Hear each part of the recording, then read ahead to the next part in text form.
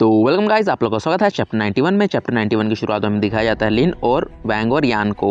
लिन कहता है दोनों से, क्या तुम दोनों ने कुछ सीखा? दोनों एक दूसरे की तरफ देखते हैं और कहते हैं हाँ, हमने तो बहुत कुछ सीखा। अगले लिन कहने लगता है वैंग, तुम्हारा जो फिंगर ऑफ सीटेक्स है वो एक और मूव झेल सकता था। उसके बाद सीन शिफ्ट होता है यान के ऊपर। यान उसे डराते हुए कहता है ओ, तो तुम्हारा स्पेल एक और मूव झेल सकता है, तो चलो ट्राई किया जाए। वैंग कहता है नहीं, मुझे माफ़ कर दीजिए, मैं हार मान चुका हूँ पहले ही। आगे वैंग कहता है मास्टर से, मास्टर देखिए यान को, वो मुझे परेशान कर रहा है। लिन कहता है यांग से, अरे नटखट बंदर, तुम उसे परेशान करना बंद करो। उसके बाद लिन वैंग से कहने लगता है ये तुम्हारा जो तीसरा मूव था वही डिफेंस वाला, वो बहुत ही ज़्यादा पावरफुल है, लेकिन मुझे लगता है वो अभी इनकम्प्लीट है और उस पर रिसर्च करना और बाकी है। जब वो पूरा हो जाएगा तब वो बहुत पावरफुल हो जाएगा। उसके बाद सीन शिफ्ट होता है शाओ और येप के ऊपर। उसके बाद शाओ कहने लगता है सेकंड ब्रदर, अगर मैंने आपको चोट पहुंचाया तो मुझे लगता है बुरा नहीं मानोगे। उसके बाद शाओ अपना वही थंडर वाला स्पेल यूज़ करता है और ये की तरफ फेंक देता है और ये कहता है कि चलो देखते हैं किसमें कितना दम है। और सीन शिफ्ट होता है यान और वैंग के ऊपर। यान कहता है शाओ ने अपना पूरा पावर का यूज़ किया है और वैंग कहता है कि ओ, पहले से बहुत बदल गया है, अभी ये बहुत पावरफुल दिख रहा है। और लिन होता है, वो कहता है कि तुम लोग ध्यान से देखो अपने जूनियर्स को और कुछ सीखने का कोशिश करो। लेकिन लिन अंदर ही अंदर परेशान हो रहा होता है। वो कहता है कि अरे ये लोग तो लगता है मुझसे भी आगे पहुंच जाएंगे, मुझे बिल्कुल भी अंदाज़ा नहीं था कि ये छोटा सा बच्चा इतना पावरफुल बन जाएगा। के बाद सीन शिफ्ट होता है ये के ऊपर। ये कहता है कि जूनियर ब्रदर, क्या तुमने अपना सारा पावर लगा दिया? मुझे लगता है कि पहले तुम ज़्यादा स्ट्रॉन्ग थे, लेकिन अब तो मुझे लग रहा है कि तुम्हारे अंदर शक्ति ही नहीं बची, तुम बहुत सुस्त हो चुके हो। आगे ये अपना एक स्वॉर्ड स्किल निकालता है और कहता है कि ये मैंने अपने सेक्ट से सीखा है, तो तुम इसके खिलाफ अपना पूरा पावर का यूज़ करना। और हमें दिखाया जाता है ये अपना एक अटैक यूज़ करता है जिसका नाम होता है वे ऑफ फेशियल ब्लेड, और दोनों का अटैक टकरा जाते हैं। आगे ये कहने लगता है कि मेरा जो टेक्निक फेशियल ब्लेड है इसका एक और नाम है जिसे कहते हैं hands of the spiritual thunderstorm. उसके बाद ये अपने पावर का यूज़ करने लगता है और शाओ की तरफ एक अटैक भेज देता है जिसका नाम होता है थंडर एंड विंड डांस। ये सब देख के शाओ कहता है कि ओ माय गॉड, मुझे बिल्कुल नहीं लगा था कि सेकंड ब्रदर जो है वो इतने अच्छे तलवारबाज होंगे। शाओ भी मुस्कुराता है। आगे वो रिप्लाई देता है कि मुझे सब कुछ पता नहीं है, मुझे लगता है कि जिसके पास पावर है वही जीतता है और मुझे अब और पावर का यूज़ करना पड़ेगा जिसे सीनियर ब्रदर सह नहीं सके। उसके बाद ये कहता है कि तुम्हारे अटैक तुम्हारे सीनियर ब्रदर को नहीं रोक सकता है, ये इन्फिनाइट पावर है। और शाओ इसके खिलाफ अपना एक अटैक यूज़ करता है जिसका नाम होता है इन्फिनिटी थंडरस्टॉर्म। तो आप लोग देख सकते हैं इनके पावर आपस में टकराते हैं और ये दोनों मिल के विंड एंड थंडर ताजी का निर्माण करते हैं। ये वाला सीन सच में ओपी है। आगे सीन शूट होता है वैंग के ऊपर। वैंग कहता है ओ माय गॉड, इतना पावरफुल। और यान भी कहता है ये तो अनबिलीवेबल है। लिन कहता है कि इस छोटे से बच्चे ने मुझे कभी डिसअपॉइंट नहीं किया है। उसके बाद लिन सोचने लगता है जो मेरा the great celestial way of 8 trigrams है, मेरे अलग अलग स्टूडेंट ने उन्हें अपने स्पेल के साथ मिक्स करके एक न्यू स्पेल बनाया है। जैसे वैंग ने बनाया है अपने फिंगर ऑफ सीटेक्स को, और 8 ट्रायग्राम्स की पावर यूज़ करके वैंग ने भी अपना अटैक को पावरफुल बनाया है।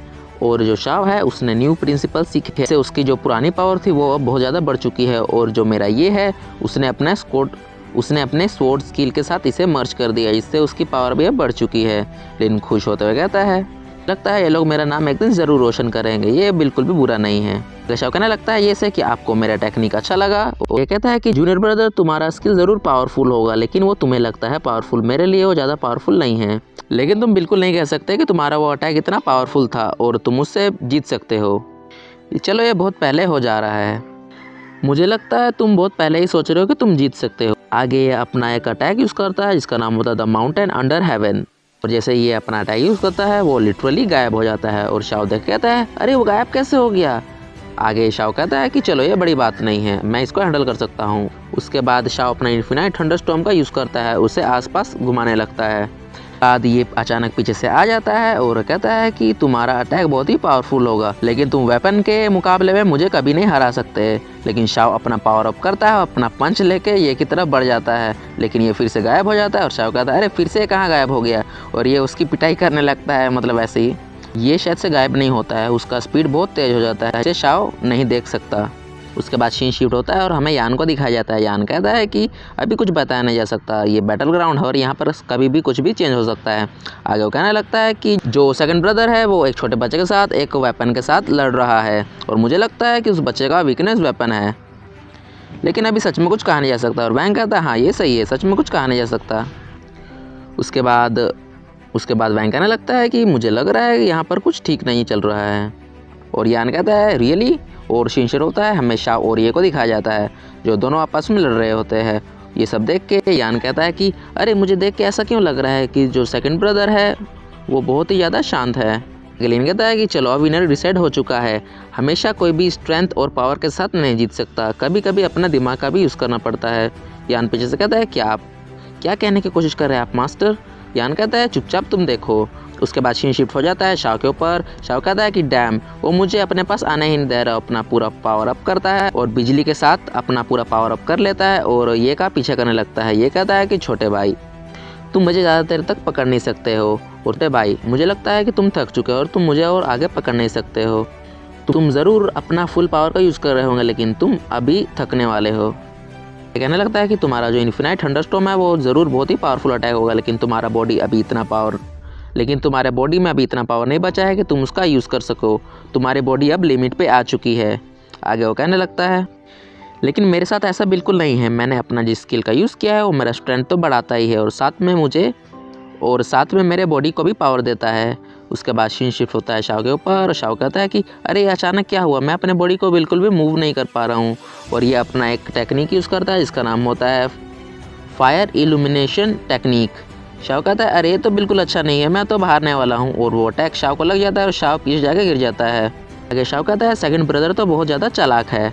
आगे ये शाओ के पास आता है और कहता है कि अरे तुम मुझे चालाक क्यों बोल रहे हो, अगर हम सारे डिसेपल्स में बात हो तो सबसे ज़्यादा चालाक तुम ही हो। मैंने तो तुम्हारी मदद की है ताकि भविष्य में कोई तुम्हारे साथ ऐसा चालाकी ना कर सके, तो तुम अपना ख्याल रखना।